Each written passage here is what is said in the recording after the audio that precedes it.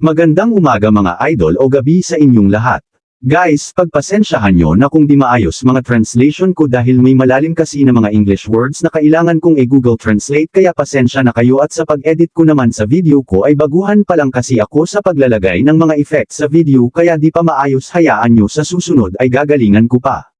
Sa nakaraan nating video ay natapos tayo kung saan ay pinaslang ng ating bida ang hangal na elder ng kanilang Gu family dahil sa pagkampi sa young master ng Ling families habang bumulagta ang elder ay sinabi ng tauhan ng elder of the three clans.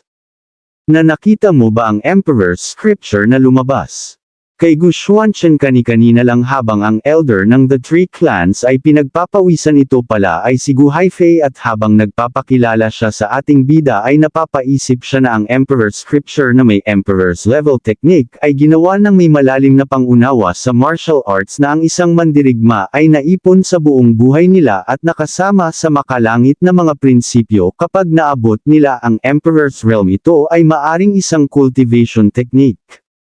Isang sword technique o martial art, na kayang sugpuin ang lahat ng mga kaaway sa mundo at ang kasulatan ng Emperor's Books na nililinang ng Gu family sa buong henerasyon ay kinabibilangan ng isang sword technique.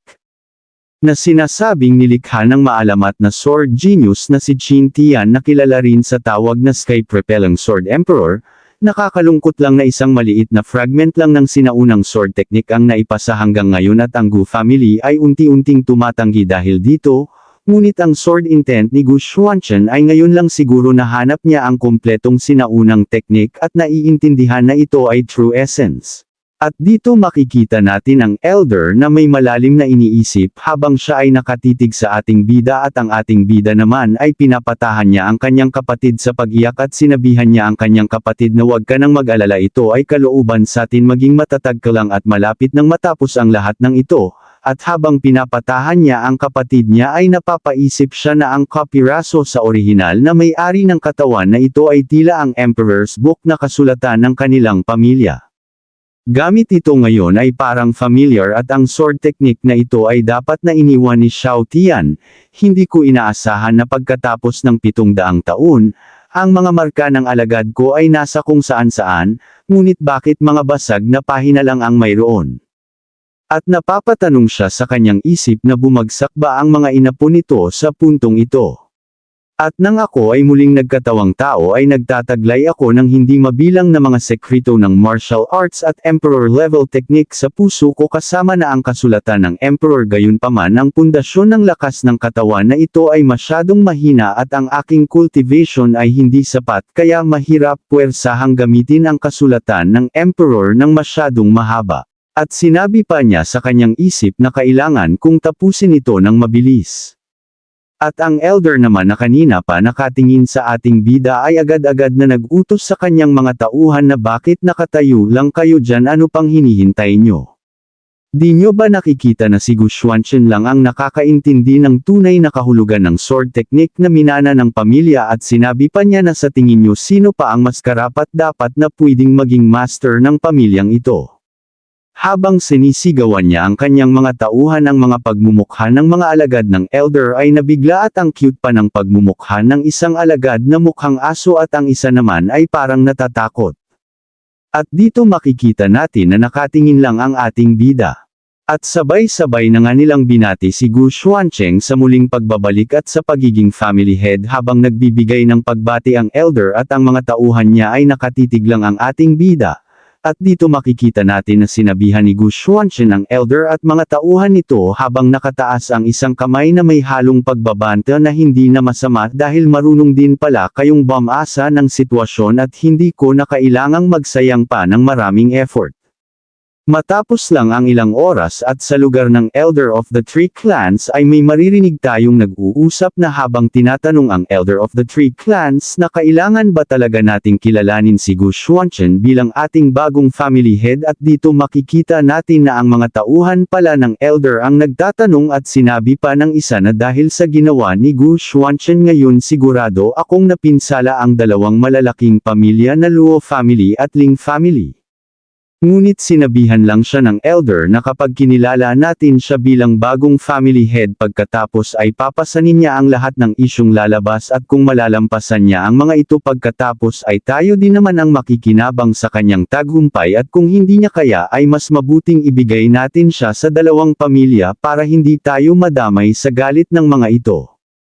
At dito makikita natin na pinupuri ng mga alagad ng elder ang kanyang pagiging matalino at ang elder naman ay nakangiti lang ng masama habang iniisip niya na magtatagumpay ang kanyang mga plano.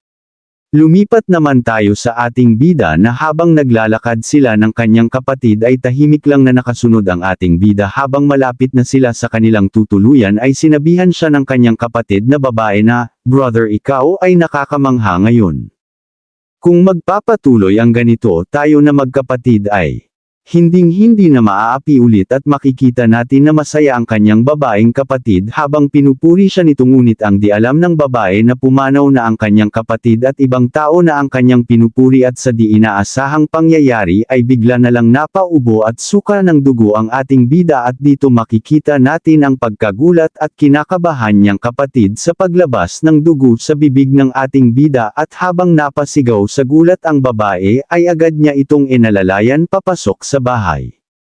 At nang makapasok na sila sa loob ay tinanong ni Sister Yuhan ang kanyang kapatid na kung ayos lang ba ito at sinabihan din niya ang ating bida na mahiga ka muna.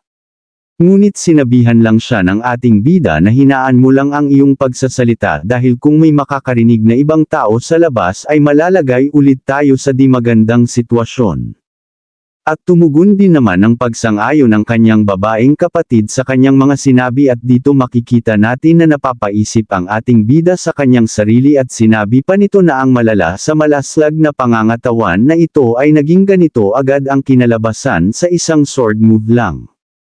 At sinabi pa niya sa kanyang isip na kailangan kong magmadaling pataasin ang aking cultivation sa lalong madaling panahon.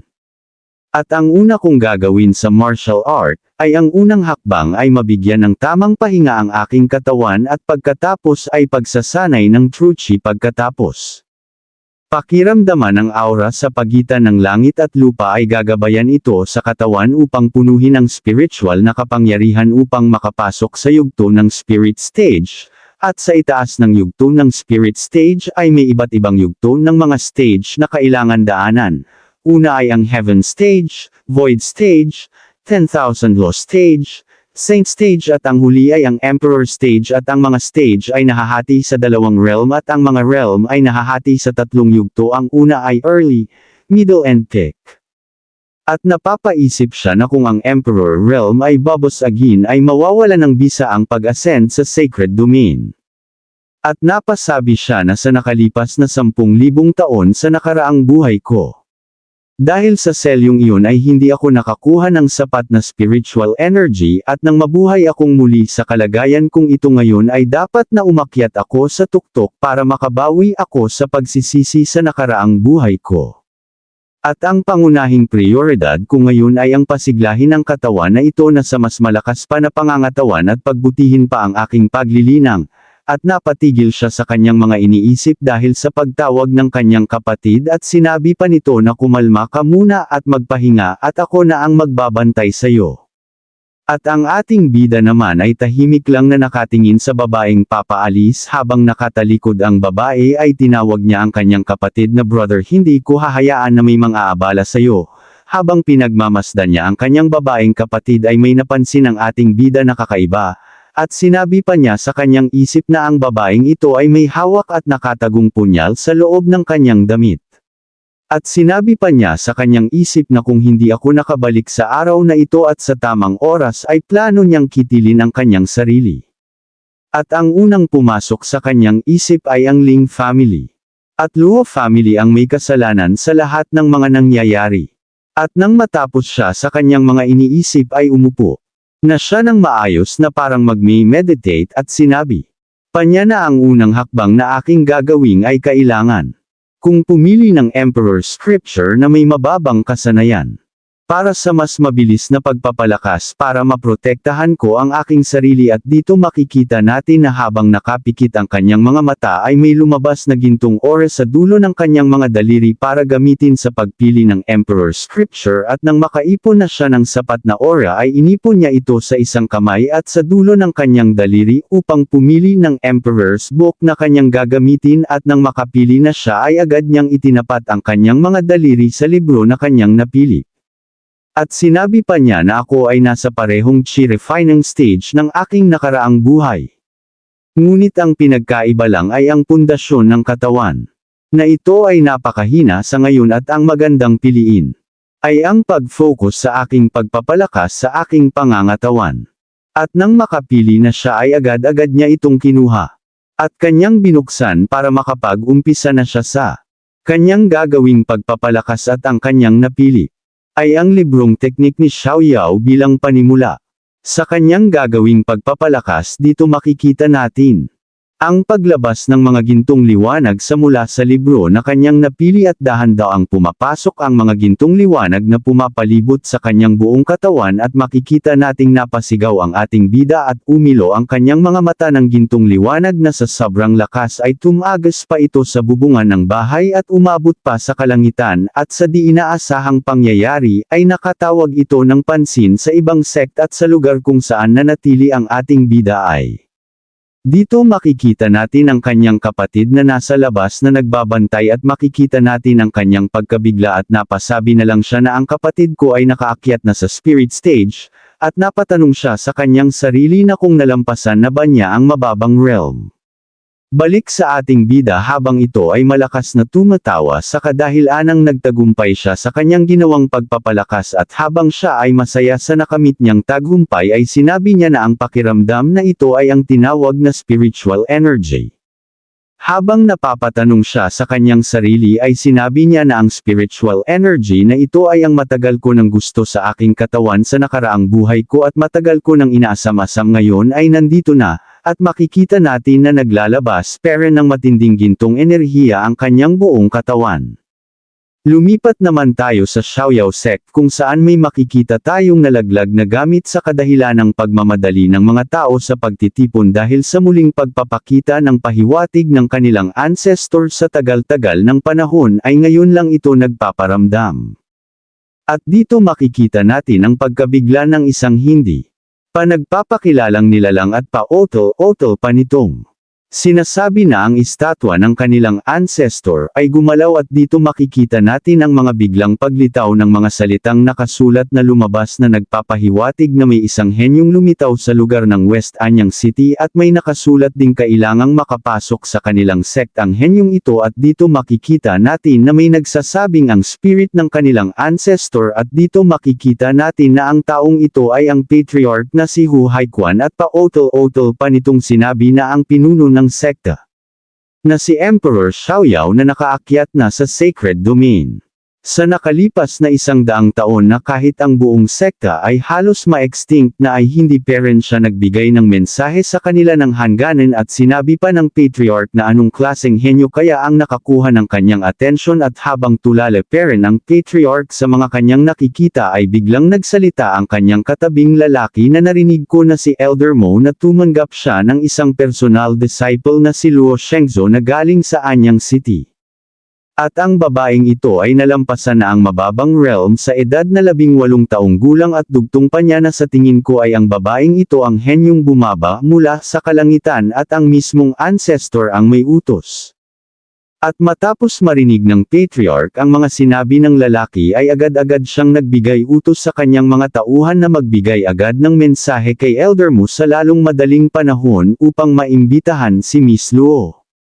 At sinabi pa ng patriarch na si Miss Luo ang itinalaga ng kanilang ancestor na magbabalik sa kanilang sekta, ngunit ang di alam ng patriarch na si Gu Xuanchen ang kanilang hinahanap na henyo, at dito makikita natin ang mga alagad ng patriarch na sabay-sabay na nagbigay tugon sa kanyang ipinag-uutos.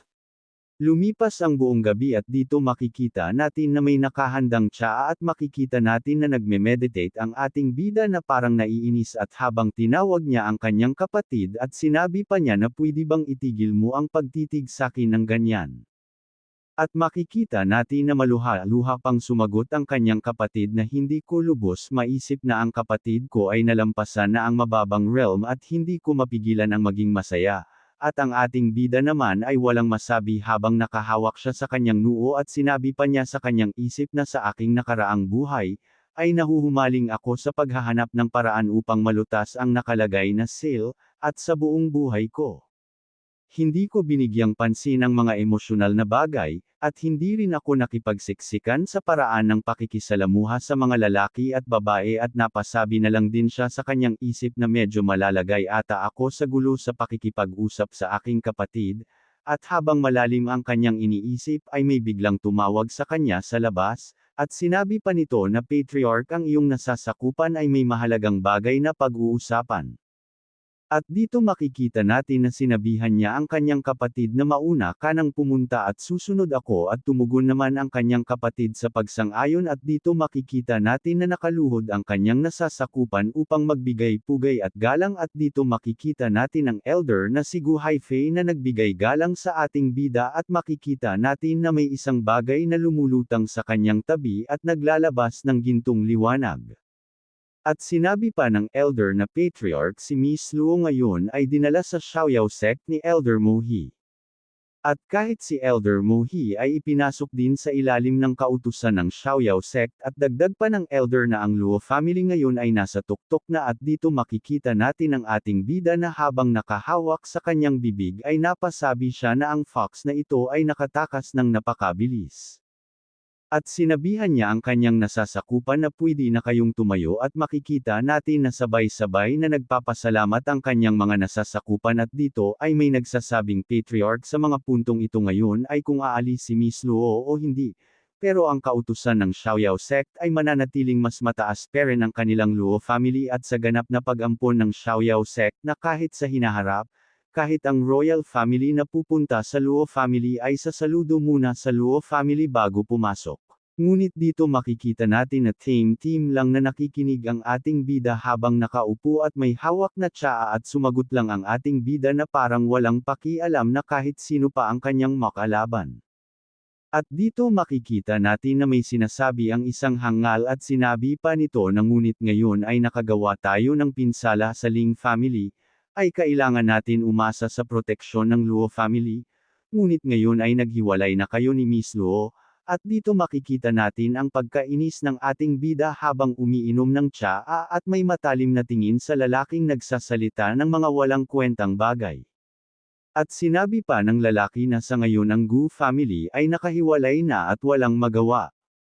At dugtong pa ng lalaki na kailangan bang ulit-ulitin ang pagsasabi sa patriarch na ibigay na ang kumpletong kabuuan ng ancient sword technique at ibigay sa Luo family.